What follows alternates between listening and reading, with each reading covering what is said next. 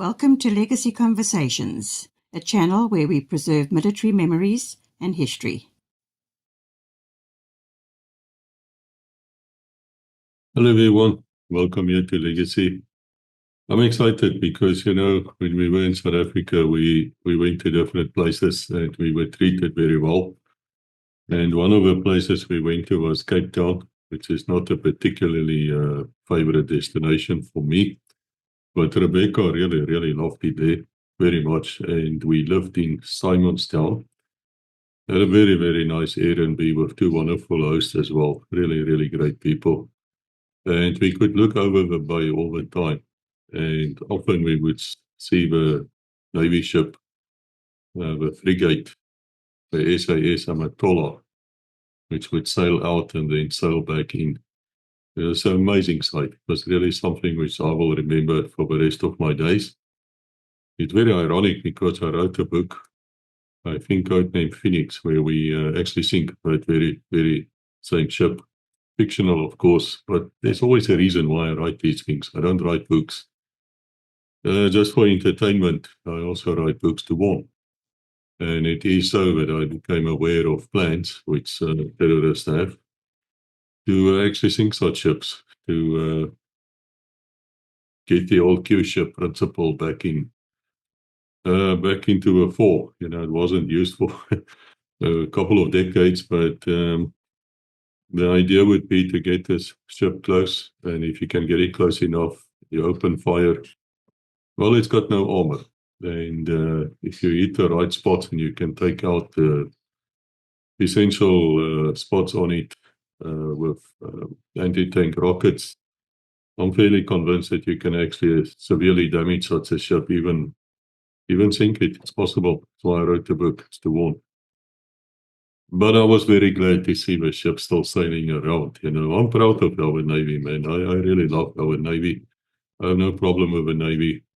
I hear all the rumors, all the stories, and yes, in this series of the Naval Museum, we have Admiral Angel Soderland speaking to us. He's also the man in charge of a submarine, or part of a submarine, SAS Assegai, the old Johanna, as they called her, which is now a museum ship, and it's about to open, probably open by the time you see this video. And if you're ever close to Simonstown Naval Base, please go and look at that submarine as well. It's well worth your time. It's a fantastic effort, and we were really treated well by the Admiral as well as the naval staff.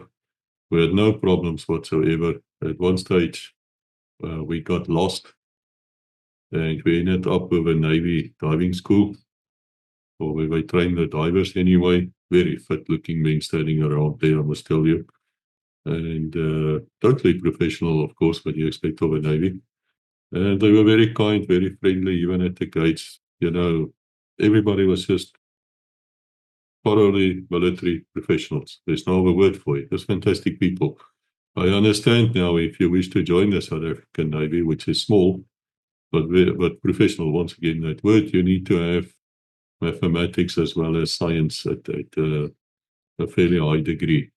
Otherwise, they won't even look at you. And of course, to go onto the ships, or even more than that, the submarines, and so you really need to be something very special.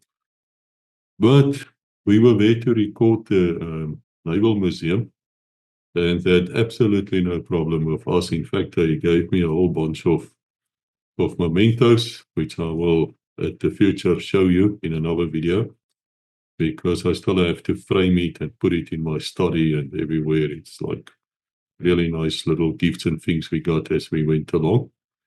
And we decided that we're going to make very short clips, 10 minutes, 12 minutes, sometimes a little bit less even, to show you different parts of a naval museum at Simonstown. And I did that on purpose, and I did that because I want to get you to go there. I don't want to show everything in one video, and it is very nice, and we don't get the publicity for the museum which we actually want to get. And so the Admiral was kind enough to stand there right next to the exhibits, and he would explain to us what it's about. I think at some stage I started annoying him because I kept on saying that I donated 500 rands, and I expect you people to match me doing that. And if you can, of course, just to raise funds. Because, guys, I've been to several museums now. I've been to the one in Tetsolo or Tetsong, as we call it, at Saxon World in Johannesburg. I've been at the SAF in Port Elizabeth. I've been at the SAF in Swartkop. And we made fantastic videos, which is going to come out. And, they all say to me the same thing. They say, Koos, you know what? We don't really get the support what we should get from government, and they have other priorities, which we understand and respect. Therefore, it is up to us as veterans and as those who care to do something. And to do something means to donate money or to donate your time or donate your skills. If you want to go to one of these museums and assist, then please contact these people. Their details would be in every single video where we talk about that particular museum. Just get involved. You can't sit back here and not get involved. You have to volunteer now. You have to stand up, because this is your heritage. This is the actual machines and actual history. You can stand there and you can actually touch them. It is fantastic. And of course, those of you who've seen Rebecca's video, which she made, where we spoke about South Africa until she left on the 10th of December to come back home here to Thailand. I was still another 6 weeks in the country. She, she sort of didn't mention it, but I made sure to mention it. As you walk into the Naval Museum downstairs, then you'll see there's like an air raid bunker. Yeah, go and look at that thing. Very, very fascinating things happen in that air raid bunker. Go there, and then if you survive it, just crawl out and then go to the actual museum, which is 2 buildings, which is, once again, for South Africa, actually weird, because you're talking about 300-year-old buildings there, at least, if my mathematics isn't completely wrong, which it might be, but it's old. But the Admiral is explaining all these things. I also decided I'm not going to make a separate video for every one of these short clips. So you're going to see the same video with me in every one of the clips, because I have the same message anyway, and it's probably longer than the actual clip, or about the same in length. Please forgive me. We are really, really busy here with videos and editing, and we are being swamped, which is a very good thing, and I'm very grateful, and all honor to God, not to me, that we are privileged to bring you the South African military history in a video format. We're really, really privileged to do that. But anyway, to make a long story short, let's quickly see what our sponsor has to say, Vic. Because as you can imagine, it cost a bit of money to make these videos. About 90,000 rands, actually. That's what we spent while we were there, including the aeroplane tickets, things like that. There's something I want to bring to your attention, and that is George M. James. That's an author. And he wrote many, many books, dozens of books, and all of them has to do with South African military, has to do with espionage, counterterrorism, that type of thing. And each of those books are written with a specific purpose. And there are 53 of them. And George M. James has been a sponsor of this channel like in forever, since the very first video came out. So whatever George M. James books you buy, come back to Legacy. And they are available on audio, they're available on Kindle, they're available in paper, hardcover and softcover. All of them are available on Amazon. Some of the books are available in South Africa as well, in softcover. And I'll leave the details here. I urge you to have a look at it. Go to the website, have a look at the website, and I'm sure you're going to discover marvelous things there. I can be very blunt to you. If you like Legacy, if you want to support Legacy, want to support us in what we do, then please go and look at the George M. James books. Get hold of them. You're going to learn things which you didn't know. And a lot of the things we've discussed on Legacy has also come out in those books. And what is fascinating, those books were written before Legacy came. So we were deeper knowledge than what I think most of us would realize. So again, guys, George M. James, go and look at it.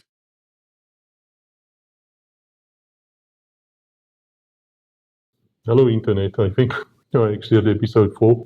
We're doing all in one day. I just need to put my watch on. There's a reason for that, because we can only record 29 minutes on the camera. It's a bit of a story. So I always record it here. And now we want to talk to the Admiral about World War II and the South African Navy. Over to you, sir. Thank you. South Africa declared war on the 6th of September, and at that stage we had the South African Naval Service was our only full-time system, which had a total of 10 people and no ships. However, there were contingency plans, and they took up from the trade a number of trawlers and whalers, which were converted into minesweepers and anti-submarine vessels. These were sent all along the coast. They worked with the Royal Navy in keeping our ports clear and escorting convoys. But later, in 1940, the Andrew Bruce Cunningham, the Naval Commander-in-Chief of the Mediterranean Fleet, requested that we provide some assistance, and we sent up minesweeping trawlers to help in the clearance of mines.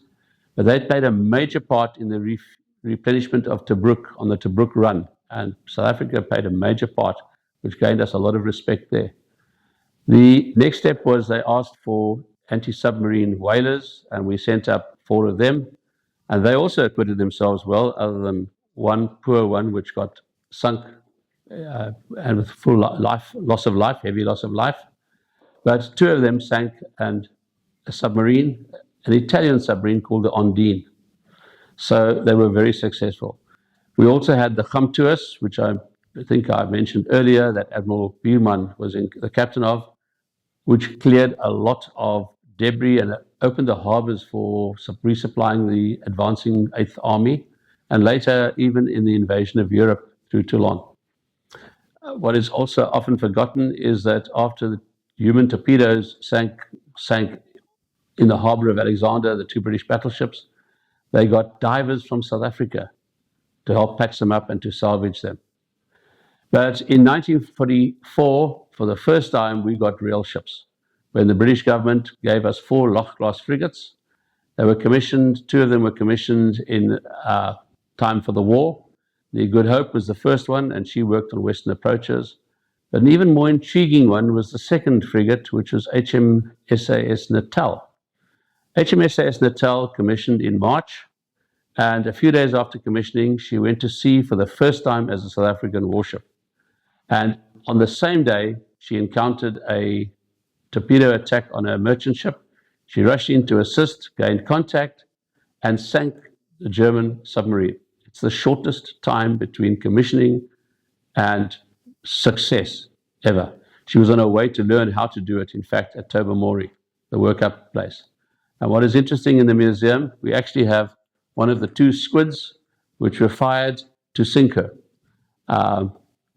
The squid is a forward-throwing grenade launcher, but by grenade, it's a bomb. And we've got a few over here, which we'll take pictures of. And they fire them in a pattern of 3 above and another pattern of 3 below, and the submarine becomes toast. So it's quite an achievement for us. What we also have here are the traditional depth charges. All our ships carry depth charges over there. Plus a torpedo. These are all torpedoes which were used. These were an airdropped torpedo. So the museum has a vast amount of interesting facets. So when you visit, you'll be able to wander through and see them. Even the sonars we've got. We're going to stop it here. As the Admiral told you, lots of things to see here. Please come and visit. And we'll go to the next episode. Thank you.